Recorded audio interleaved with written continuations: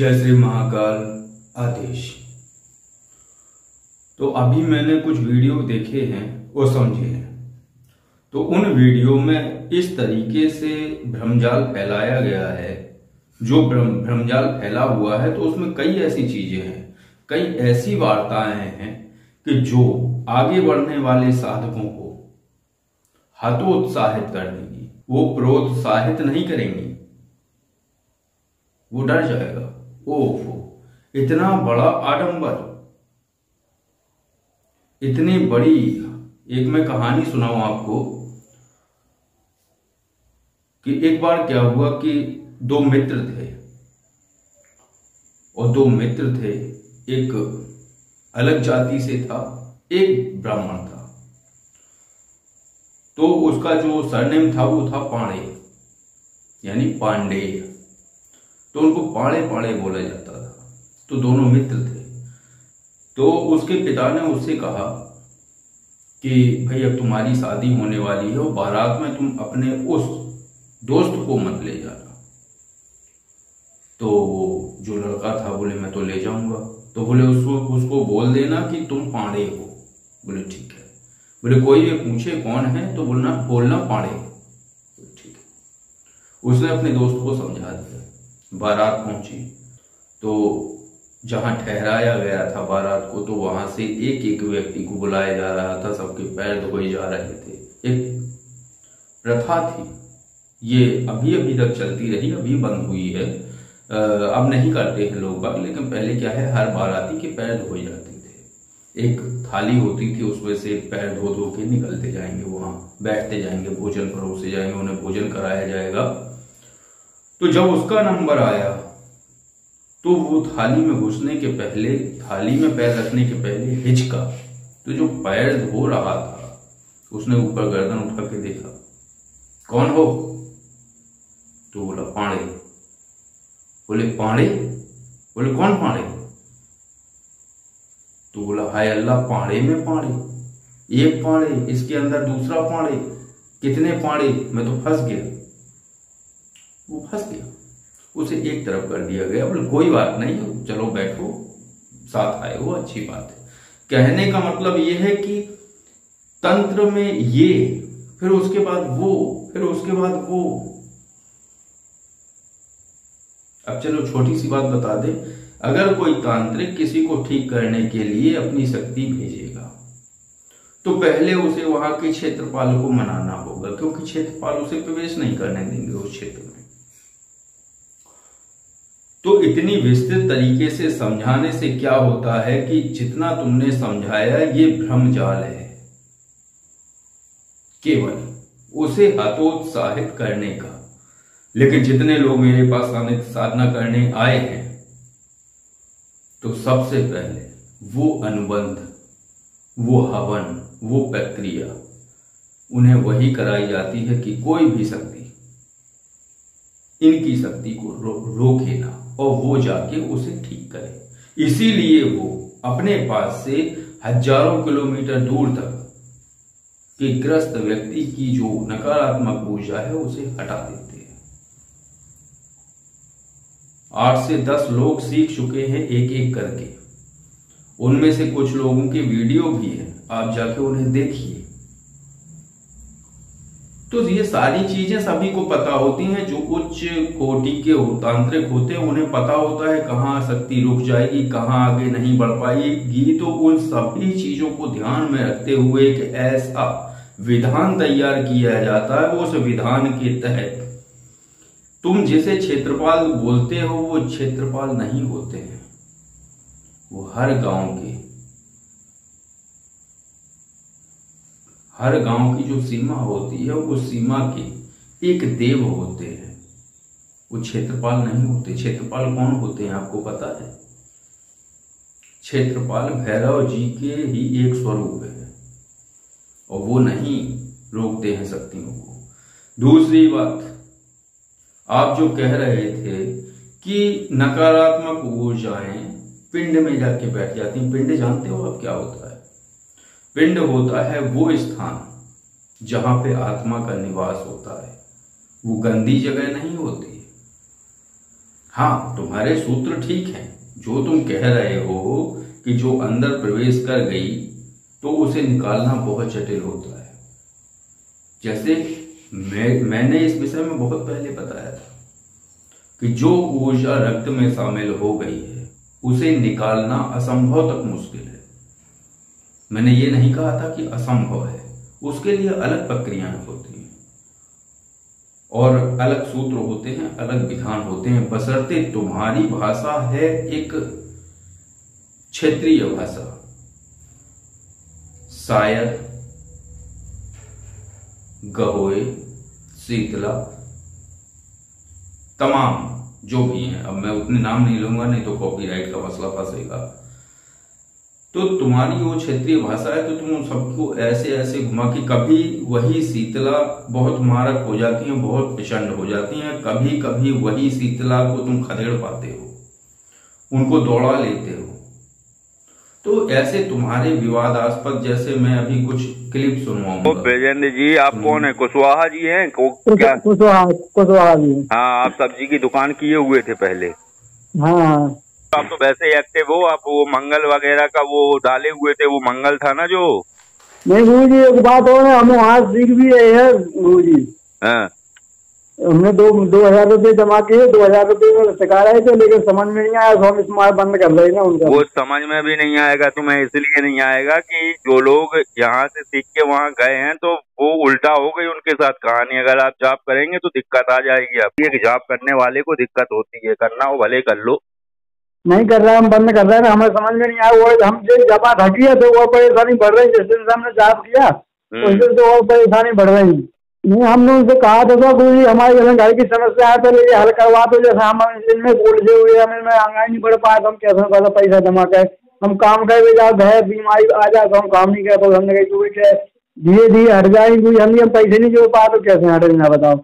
हाँ, तो हमने कहा जैसे आप तो जाना थोड़ा आप थोड़ी हटा दो, जैसे परेशानी रहो उसके बाद हम जैसे सीख रहे। हाँ। तो बोले कि आगे आप कहते रहो जाप अपने आप हट जाएंगे। हमने गुरु जी हम जाप तो कर रहा है 1 महीना से, और ज्यादा परेशानी बढ़ने लगी। हमने कहा दिन पर दिन परेशानी बढ़ जाएगा तो अब तो ऐसे जाके काम कर ही लेते 4 दिन। अब 4 दिन में 2 दिन बीमारियां तो दमा चले जाते।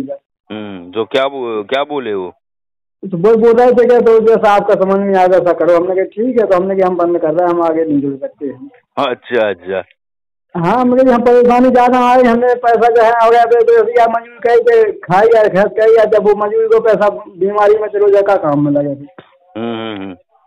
तो इसलिए हमने कहा अब हम आगे नहीं जुड़ सकते, हमें पैसा इकट्ठा करने। हमने ठीक जैसे हमने अगर ठीक कर दो आप तो ठीक है, जैसे हम जैसे जो समस्याएं चल रही है, हमारी बीवी को परेशानी रहती है, बच्चों को परेशानी हो जाती है, तो ठीक कर दो तो हम आगे जुड़े रहेंगे। आज जो डॉक्टर को पैसा देना है वो आपको देते रहेंगे।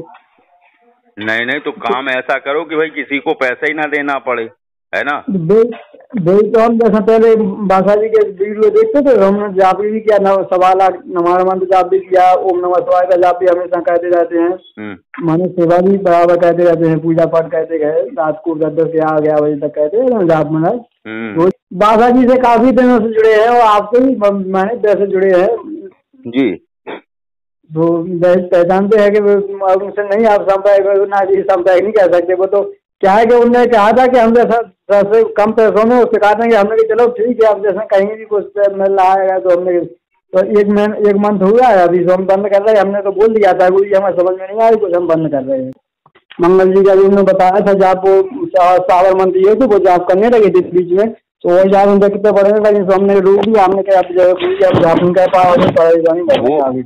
वो मंत्र जो भी करेगा, उसके दिए हुए मंत्र जो भी व्यक्ति करेगा उसके जीवन में समस्याएं बढ़ेंगी। इसलिए बढ़ेंगी क्योंकि वो जितने मंत्र है सभी मंत्रों में छेड़छाड़। अभी उसने जो शोधनी देवी का 19 चरण का दिया था ना, वो पूरा गलत मंत्र है। वो तो जनक कहाँ से बना के अंदर वो बना के नहीं, वो वासा जी के ये देखे उसने मंत्र, इधर से उधर बीज, मतलब इधर से उधर कर दिए बीज, कुछ अपने मन से जोड़ दिए। वो ये करता है बस, वो क्या है। हाँ जी ऐसा ही है कुछ। ठीक है भैया जी, जय श्री महाकाल। जय श्री महाकाल। तो सुना आपने, तो ये है कि मैंने एक बार लाइव में बताया था कि जो ऊर्जा पिंड में जुड़ जाती है, पिंड में समाहित हो जाती है, ये बहुत लंबी अवधि में होता है।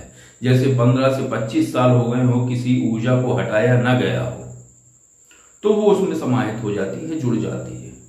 तो उसको हटाना असंभव तक मुश्किल है, ना कि असंभव नहीं है। जैसे मान लो आपको पता है कि एक शराबी की शराब छुड़ाना कितना दिक्कत का विषय है, नहीं छुड़ा सकते। लेकिन अगर आप उस चीज पे आमादा हो जाओ, कुछ ऐसी मेडिसिन आती हैं, कुछ ऐसी दवाइयां आती हैं कि उसको चुपचाप देते रहो, जैसे ही वो शराब पिएगा तैसे उसे उल्टियां होना शुरू हो जाएंगी।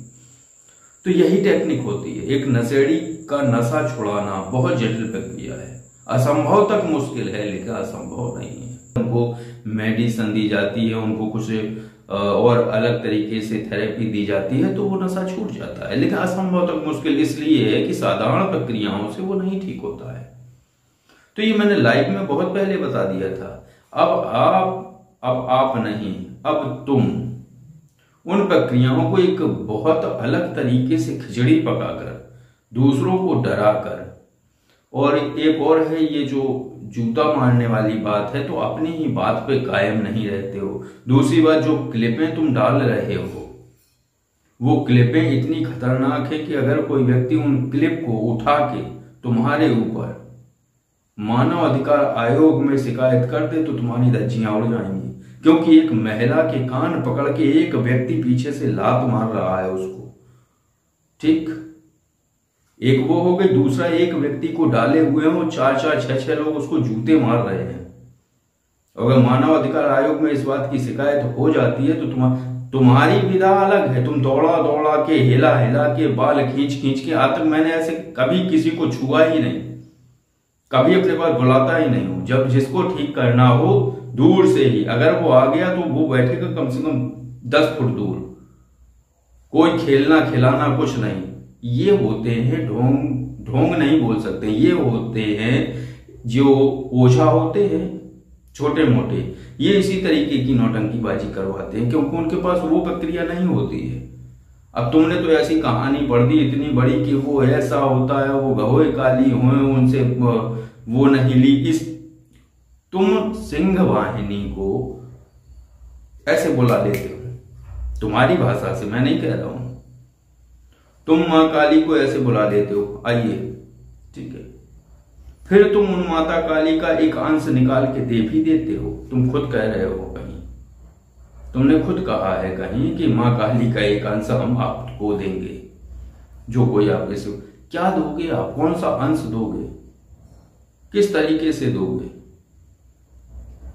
अजीब है तुम्हारी थ्योरी। तुम्हें तो जो मुंह में आता है तुम्हें सुनाना है। मैं अगर विवाद की स्थिति में आ जाऊं तो तुम्हारी बातें तुम्हारे गले में डाल दूं। एक जगह तुम कह रहे हो कि ये दौड़ेंगी भागेंगी काली, एक जगह कह रहे हो काली से बड़ा कोई नहीं, दूसरी जगह तुम कह रहे हो चाहे दुर्गा हो, चाहे निशुंभ वध करने वाली निशुंभ घातनी हो, कोई भी हो। एक जगह कह रहे हो मेरी कुलदेवी है विंध्यवासिनी, दूसरी जगह कहीं कुलदेवी दूसरी हो गई है। तो खुद अपनी जगह स्थिर नहीं हो तुम्हें खुद पता नहीं है। नहीं, अभी एक जगह तुम कह रहे थे ऐसे ही जूते मारेंगे, ठीक। अब दूसरे अब वीडियो आ गया हो उसका दूसरा, उस पर लीपा पोती की गई। अब हम नहीं जूते मारते हैं, शक्तियां ही जूते मारती है। कौन सी शक्ति जूते पहनती है बताएंगे जरा?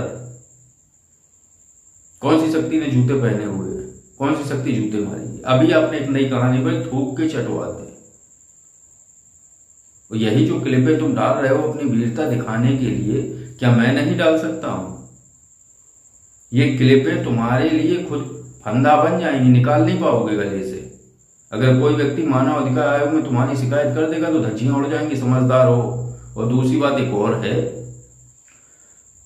कि मैं बता दूं आपको कि जो जिसका कर्म है उसी को करना चाहिए, तो ज्यादा अच्छी बात है।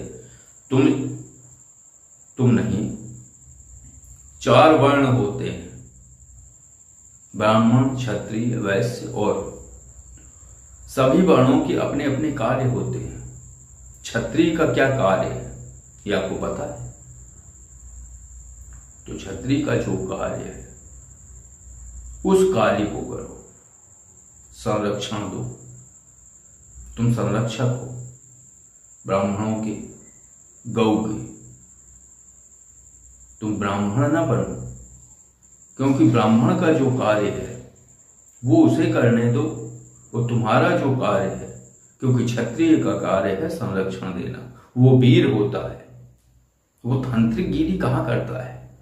कहाँ तुम तांत्रिकगिरी में फंस गए। पहली बात तो तुमने ज्योतिष चुना, तुम राजपूत हो, क्योंकि मैंने जब पहली बार पूछा कि भाई मैं भी ब्राह्मण हो, आप भी ब्राह्मण हो, तो उस तरीके से जब आपने एक बार कॉल की हमें, तो आप गुलू गुलू कर गए, कुछ शब्द नहीं बोले, आपने उसका विरोध नहीं किया। जब मैंने कहा मैं भी ब्राह्मण हूं, आप भी ब्राह्मण हो, तो थोड़ा अध्ययन करिए पुराणों का और फिर इस विषय में आप चर्चा करिएगा। बोले कोई बात नहीं, वो हो गया, आज से मसला खत्म है, मसला खत्म है। लेकिन दुखी छिपी भाषा में कहीं ना कहीं तुम हमें घसीट लेते हो।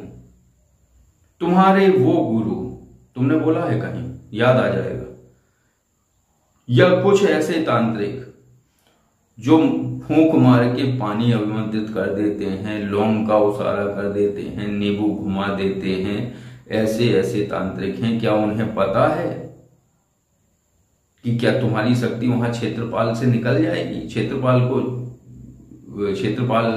का विरोध क्षेत्रपाल रोकेंगे तो रुकेगी नहीं, तुम ठीक कर पाओगे? तुम 3 दिन में वो सभी जिनकी तुम हटाते हो ऊर्जाएं वो दोबारा से आ जाती हैं। फलाना है, ठिकाना, तमाम प्रकार की चीजें। गंगाराम को ऐसा नहीं करते हैं, गंगाराम वैसा नहीं कर, वही घुमा के तुम वही पॉइंट है तुम्हारा सारा कुछ, घूम करके तुम वहीं आ जाते हो। तुमसे हमने बोला भी था कि अपना तुम करो, जो समझ में आए वो करो, लेकिन हमारा विषय वहां घुमा के तुम्हें तंत्र काट करना है, करो, तुम्हें किसने रोका? लेकिन किसी पर भी उंगलियां उठा के मत करो। तुम इतना ही तंत्र काट कर सकते हो तो शिविर में बुला के ही क्यों करते हो? जैसा मैं लाइव के द्वारा 2 माह से कर रहा था, वो सब ठीक हो रहे थे, और फिर इतने बड़े जानकार हो जैसे शिविर में तुमने बुला लिया, चलो ठीक है, कोई बात नहीं। अगले वीडियो में मैं तुम्हारे शिष्यों की वार्ता सुनवा दूंगा कि वो पड़े हैं खटिए पे, जिनको तुमने सिखाया है। वो गुहार लगाता रहा तुमसे कि हमें ठीक कर दो, तुमने फोन उठाना बंद कर दिया। फीस तो ले ली उससे 2000 रुपए प्रति महीने, 2000 रुपए लेते थे। सब्जी बेचने वाला है वो बेचारा कुशवाहा, कैसे वो जी रहा है, उसने मुझे फोन किया था। फिर एक और है उदय भान मिश्रा जी, उनकी हालत खराब कर दी। तुम गंगाराम को विसर्जित करवा रहे थे उनके। तुम्हें क्या लेना देना है, किसके पास कौन सी शक्ति है? अगर वो प्रसाद दे देता तुम्हें तो तुम्हें मुश्किल हो जाती। तो इसलिए उलझने मत पैदा करिए, अपना खुद करिए। मैं वो सामने नहीं लाता हूं कोई चीजें, तो इसका मतलब ये नहीं है कि मुझे पता नहीं है। ब्रजेंद्र कुशवाहा को तो जानते होगे,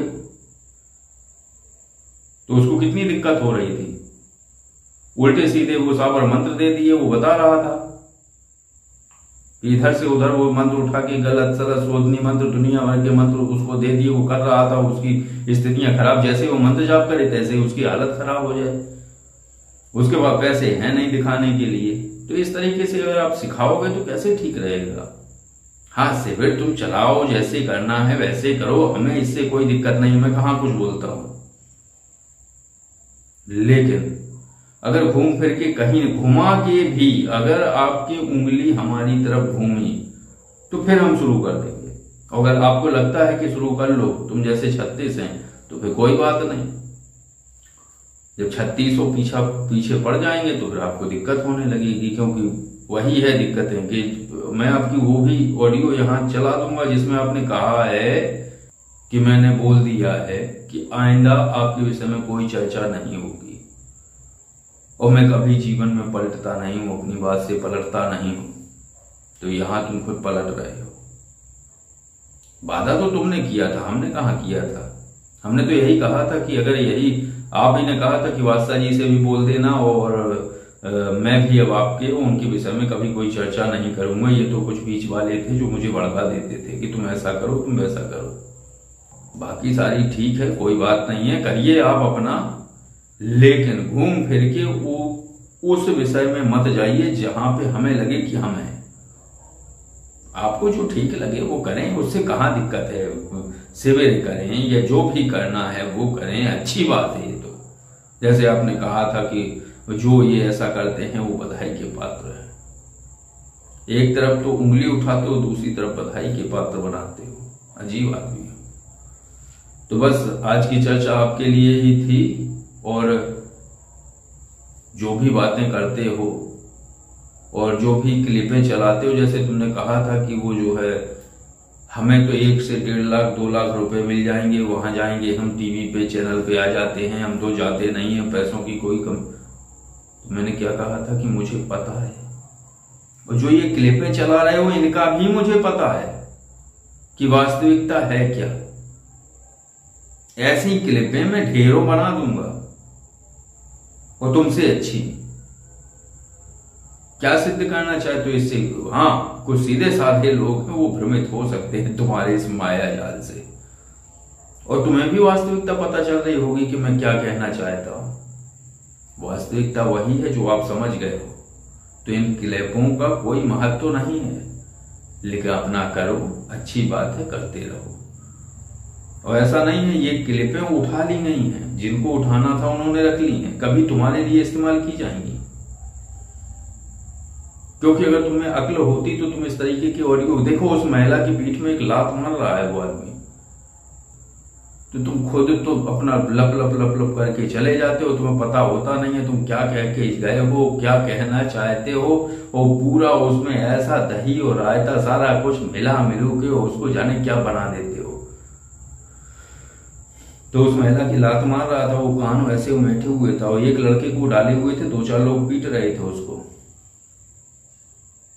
कोई भी केस कर सकता है, और जब वो फंसेंगे जो पीट रहे थे, ठीक, तो वो तुम्हें थामेंगे पहले। तो अपनी वीरता दिखाने के लिए ऐसी क्लिपें मत डालो जिसमें तुम फंस जाओ, तुम्हारी बुराई हो, और मैं नहीं करूंगा, करने वाले कर देंगे। क्योंकि लोगों को तुम कह रहे हो मैं ऐसे ही जूते मारूंगा और ऐसे ही मारता रहूंगा। मान लो किसी को दिमाग में आ गई ये बात कि इस क्लिप को उठा के और इस तरीके से इस्तेमाल करना चाहिए, क्योंकि अच्छी क्वालिटी में स्क्रीन रिकॉर्डर होता है। अब तुम भले वीडियो डिलीट कर दो, लेकिन वो तो पहुंच गया सबके पास। तो डालो वही जिसमें तुम सुरक्षित रहो और तुम्हारा ये सिस्टम सुरक्षित रहे। बाकी समझदार हो, तो हमने सोचा चलो एक चर्चा का विषय हो जाए। और हमसे आपने बोला था एक बार कि मैं बोलने की बड़ी अच्छी क्षमता है मेरी।